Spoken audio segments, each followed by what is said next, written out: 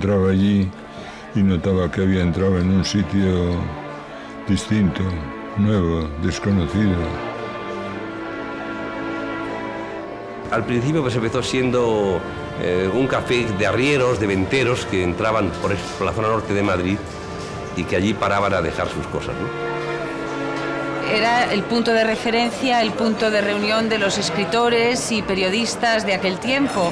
No se entiende la vida literaria en España en los 50 últimos años del siglo XX sin el Café Gijón.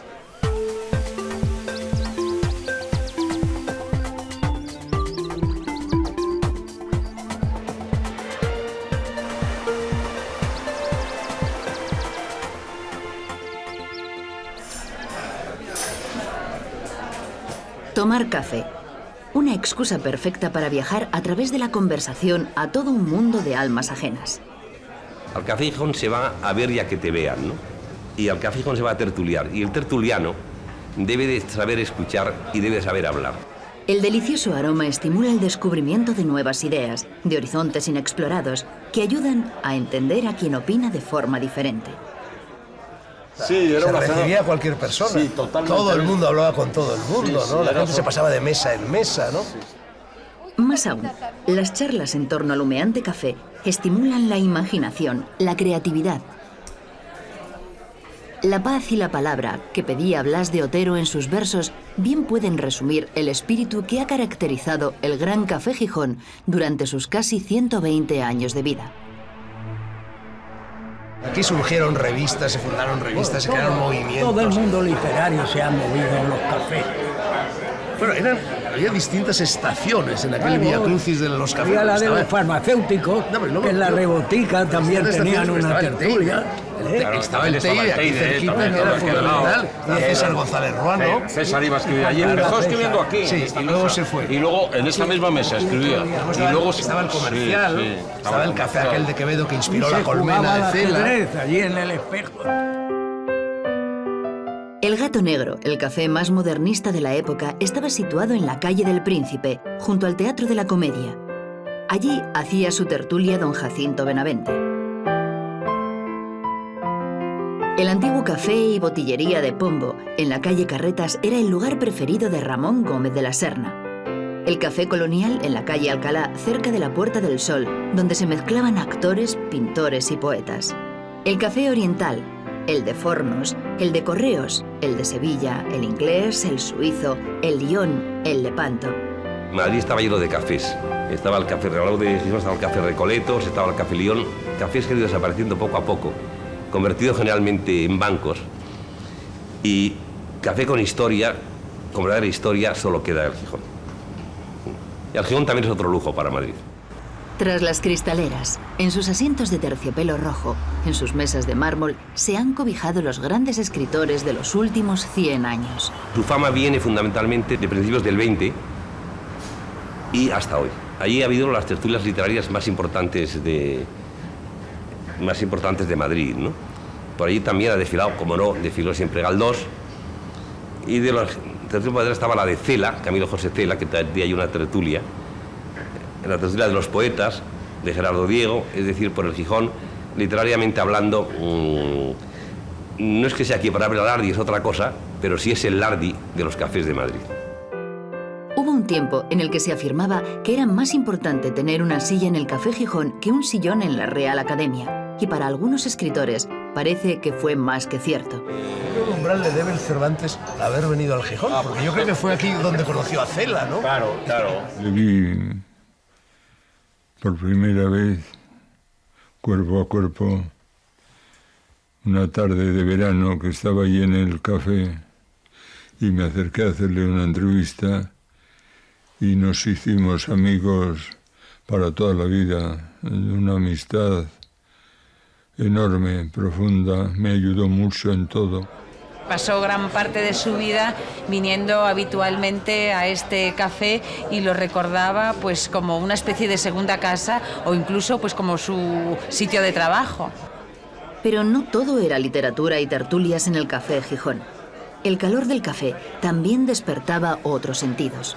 Yo recuerdo perfectamente el día en que llegué al Café Gijón. Yo tenía 18 años, fue en 1954, yo era joven poeta, estaba en trance de fundar con una serie de amigos una revista de poesía que se llamó Aldebarán, y entonces quienes la fundamos, Carlos Romero, que luego se convirtió en profesor en la Universidad Veneciana de Ca' Foscari, José Ramón Marra López, que ya murió, vinimos aquí, pues no sé, como los jóvenes de Acción Católica hubieran ido a los santos lugares. Vinimos aquí fundamentalmente a ver escritores y entramos con verdadera unción litúrgica, y luego, todo hay que decirlo, a ver si se ligaba, porque aquí había bastante movimiento femenino, había toda una serie de chiquitas que venían a buscar emociones fuertes. Una época dificilísima de ligar, ¿eh? Álvaro, no estoy de acuerdo en eso. Bueno, la música estaba más bajita. Aquí se ligaba. Sí, aquí venía siempre gente esperando, y había esa emoción y sobre todo la ilusión. Además había un eje porque... La primera noche que entré en el Café Gijón, puede que fuese una noche de sábado. Había humo, tertulias, un nudo de gente en pie entre la barra y las mesas que no podía moverse en ninguna dirección, y algunas caras vagamente conocidas, famosas, populares, y las que en aquel momento no supe poner nombre. Si Umbral hubiese llegado un siglo antes al lugar donde hoy se ubica el Café Gijón, hubiese entrado directamente en una cochera. A finales del siglo XIX, todo el Paseo de la Castellana estaba ocupado por palacetes de la aristocracia. Lo que ha creado la historia y la leyenda del Café Gijón, su salón de tertulias, en un comienzo, cuando lo cogió este señor que fundó el café, era una cochera. Y era pequeñito nada más, un pequeño espacio, lo que era el café. Corría el año 1888, concretamente el mes de mayo, cuando un asturiano llamado Gumersindo Gómez abre las puertas del Café Gijón. Por aquel entonces, Madrid es poco más que un poblado manchego, bastante inhóspito y lleno de polvo o nieve según la estación. Alfonso XIII tiene 2 años. Su madre, María Cristina, gobierna España. Entre las damas de la corte, causa furor la moda francesa. Entre los caballeros prima el gusto por las corbatas y trajes británicos.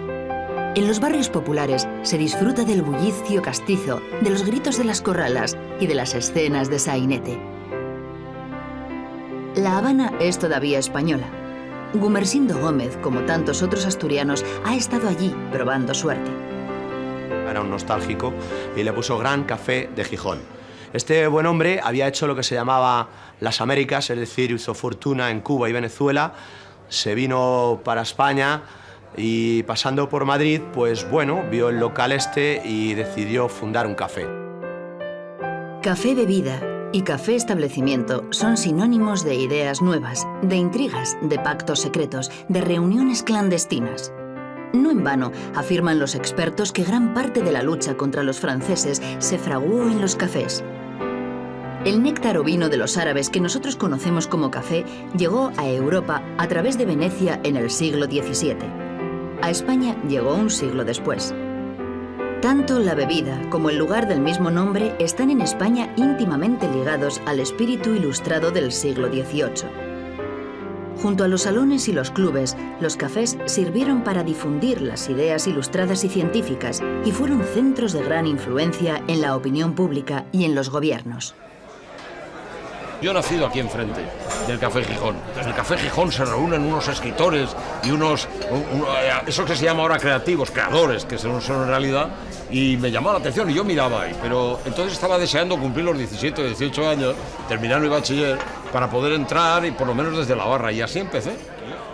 Madrid huele a café durante el último cuarto del siglo XIX. La ajetreada vida política se mueve con los impulsos de las tertulias de los cafés y de los ingenios pensantes que se reúnen en torno a ellas.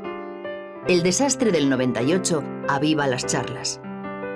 Nombres de primera fila en la cultura y en la política española son algunos de los primeros visitantes destacados del Café Gijón. Benito Pérez Galdós, Santiago Ramón y Cajal y José Canalejas. Más tarde, frecuentan el café algunos escritores de la generación del 98. Don Ramón María del Valle Inclán llega atraído por la terraza veraniega del establecimiento y por el original menú que por aquel entonces ofrece Gumersindo: filete a la plancha, patatas y huevos. Entre bocado y bocado, don Ramón María diseña la versión teatral de El Marqués de Bradomín, y a la hora de la sobremesa todos los estilos literarios se mezclan en perfecta armonía, como un buen café con leche. Ya había venido gente y vinieron con ellos del 98, Ortega y Gasset, Baroja, que no era muy de tertulias, pero vivía aquí al lado, cerca del Retiro. Bajaba Ramón Gómez de la Serna, quien, por cierto, cuando venía al café le pedían dedicatorias de sus libros. Era un personaje, el gran Ramón, en Madrid.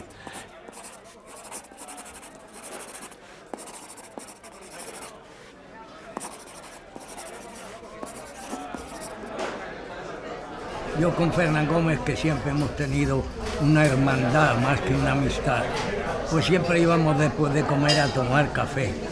Y un día me dijo: me han presentado a unos intelectuales en el Café Gijón, un café que hay ahí en Recoleto. Dice: bueno, ¿y qué? Dice que vamos a ir porque me han dicho que vayamos por allí y tal. Y vine aquí, era el año 42, o sea, 41 o 42. Y llegué, les caí bien y ya, uno más, como era aquello, ¿verdad? Que el que llegaba sí caía bien, y si no caía bien la gente ni le hablaba y dejaba de ir. 1914. La Primera Guerra Mundial está a punto de estallar. Madrid se llena de grandes duques rusos, de presuntas altezas reales, de aventureros. Mata Hari, cubierta por un largo velo, disfruta de un peppermint frappé y fuma cigarrillos egipcios en una mesa del Gijón. El cine comienza a hacer furor, el fútbol a ser popular, los coches de caballos a desaparecer y poco a poco surgen los primeros automóviles. El charleston y el tango invaden los salones de baile. Han comenzado los felices años 20, el tiempo de la generación del 27. García Lorca venía con Salvador Dalí, venían del Círculo de Bellas Artes, donde ya habían echado a Salvador Dalí, y de la residencia de estudiantes. Se recuerda que el bueno de García Lorca le pedía a Dalí que le cazase moscas en la terraza del Café Gijón. Entonces, jóvenes hacían esas locuras, cazaban las moscas, y entonces sacaba su blog de dibujos Salvador Dalí, ponía la mosca en el blog y con un dedo la mataba, la esparramaba la sangre, sacaba su lápiz onírico y hacía unos bocetos para esos sus maravillosos dibujos y cuadros.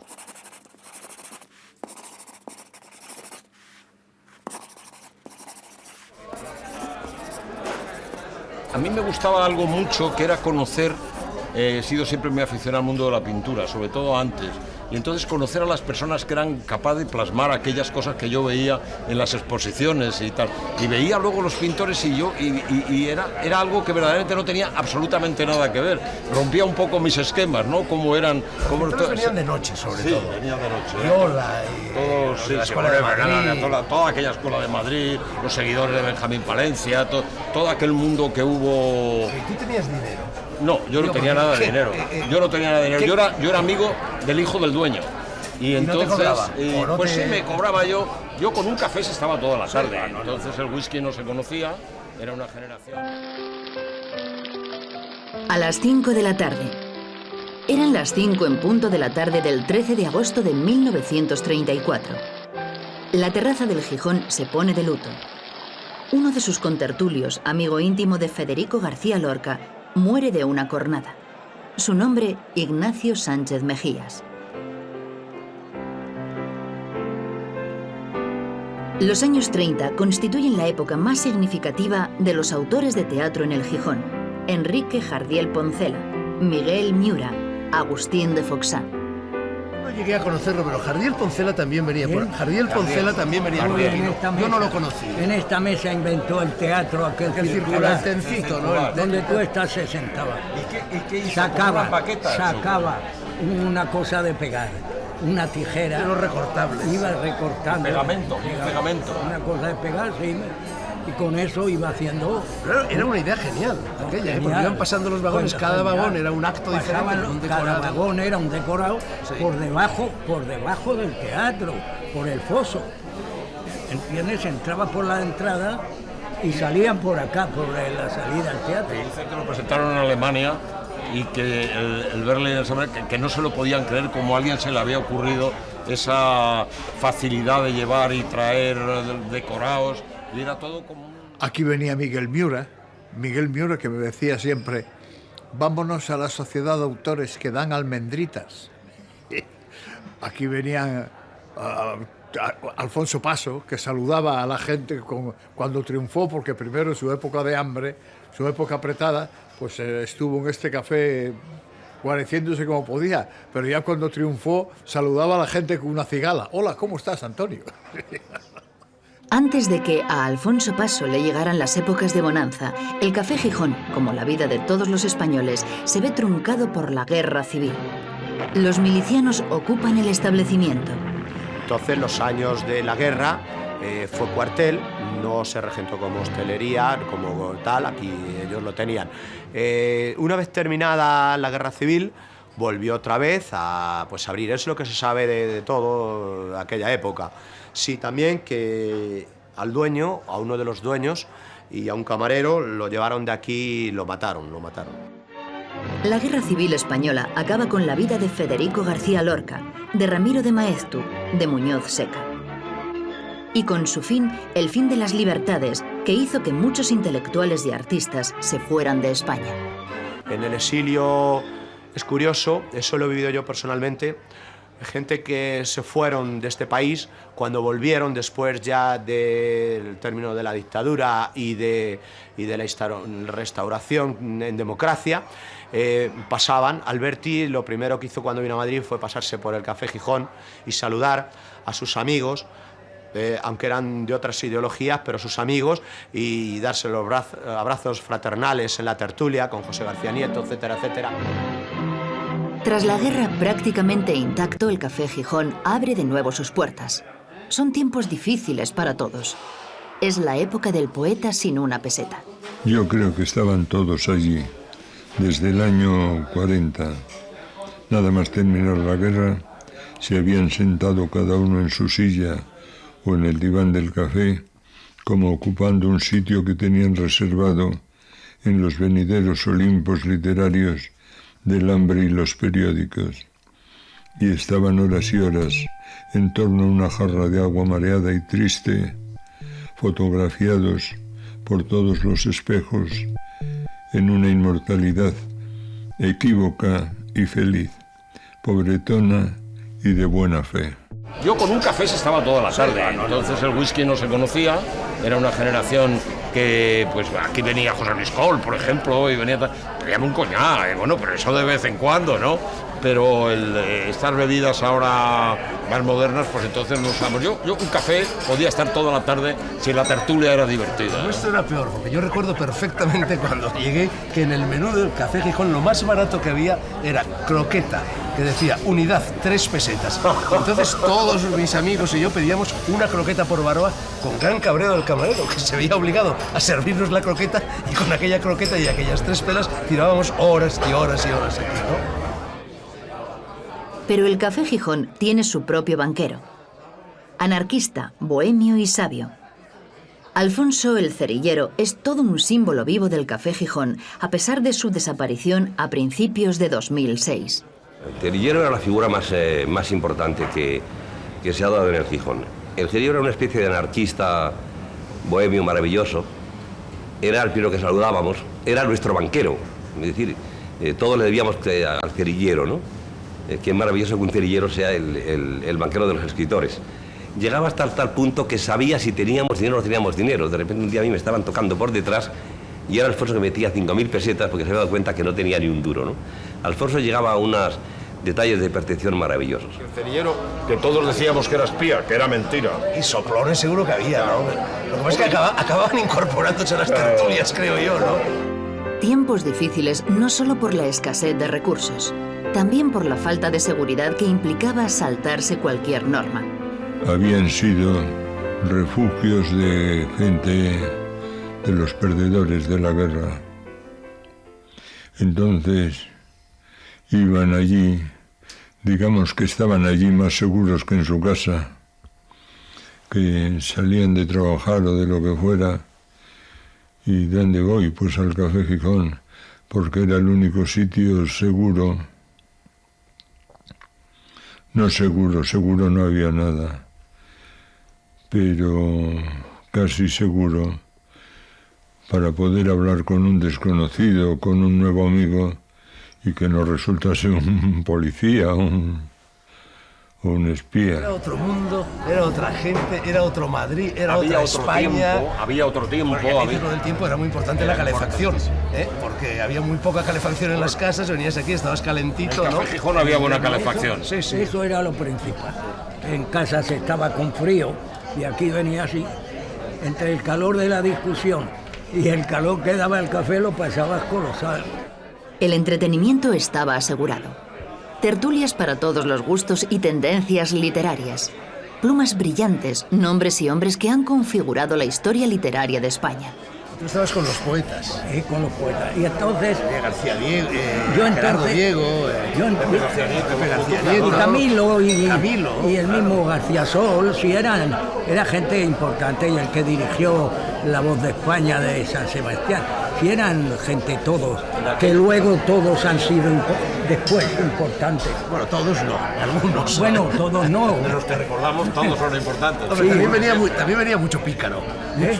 Mucho pícaro, mucho buscavidas, ¿no? Sí, pero mucha ahí aquella no, fauna del Madrid ahí no tenía, 98ista, en esa ¿no? tertulia No, en no, esa tertulia tenía no, que, no. como todo el mundo sabía de algo, que hablaba y decía una tontería. Tú me has contado muchas veces Vaya. que algunas veces venía uno y sacaba unas cuartillas y enseguida le decía, si me lees te leo. Si me lees te leo.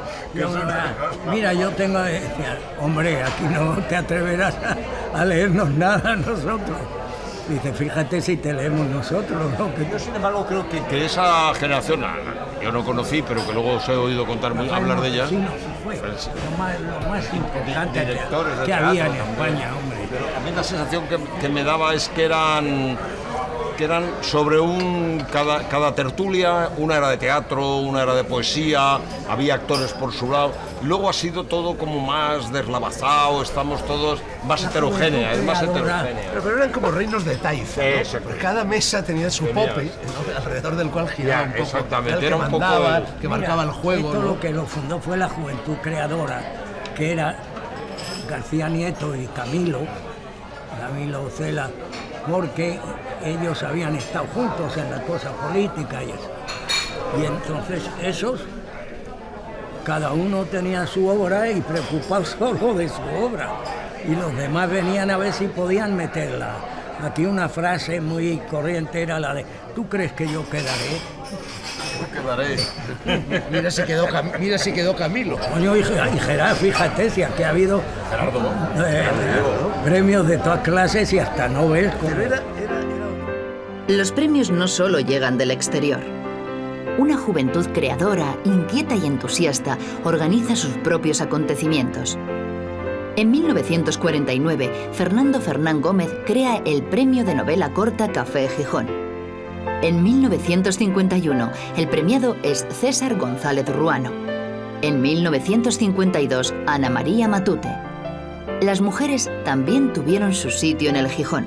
Al Café Gijón muy pronto ya se sumaron las mujeres, sobre todo en la tertulia de los poetas, que es quizá la más antigua, pues ya había siempre alguna poetisa, ¿no? Las actrices iban siempre a la noche del estreno y eran un poco las reinas de la noche, ¿no? Yo recuerdo a Sara Montiel fumándose sus famosos puros inmensos en el Café Gijón, sentada tranquilamente como un hombre más, sin le importara nada. Yo creo que el Café Gijón siempre fue muy abierto al mundo femenino, ¿no? La sedicente hija de Negrín. Claro, decía, que ¿no? dijo, nada más llegar, nos contó aquello, que nunca hemos sabido si era verdad o no. Pues ha estado hace poco por aquí, porque se fue a Asturias y han dicho que ha vuelto y hace como 15 días o así ha estado por aquí. Yo me la encontré hace un par de años en la calle Espíritu Santo. Pero yo cuando yo estuve viniendo aquí desde el 54 hasta el 64. En el 64 me exilié. Volví en el 70 y lo primero que hice la primera noche fue venir aquí. Y fue cuando conocí a Sandra, que todo hay que decirlo, se me ligó. Y me llevó a una guardilla extraña que tenía cerca de Atocha. Por San- Había un personaje muy curioso que se llamaba Sandra, que ya la pobre estaba bastante ajada, pero que en aquellos años 60, 70, cuando yo empecé a ir por el Gijón, era todo un personaje. Y un día llegó una americana Y dijo, ay, qué maravilla, todos ustedes son escritores, qué maravilla, todos son pintores, todos son... Y dijo, ya no, señora, yo simplemente soy puta. En la posguerra se ligaba mucho, porque era lo único gratis que había. Y yo creo que era por eso. Hombres y mujeres se lanzaban porque era lo único gratuito que podían encontrar y, por supuesto, lo más confortable. El Café Gijón era un lugar libre y abierto, donde los intelectuales y las gentes de la farándula se divertían al unísono, donde se encontraban varios mundos. Aquella tertulia era un poco como el rompecabezas de España, el único sitio donde se había conseguido el difícil equilibrio nacional, la reconciliación de las dos Españas en torno a una jarra de agua, y el que venía de las cárceles de Franco le llenaba el vaso al que venía de los cuarteles triunfales, y el que vestía la ropa bien planchada de los ministerios le ofrecía lumbre al que fumaba el tabaco callejero de los perseguidos.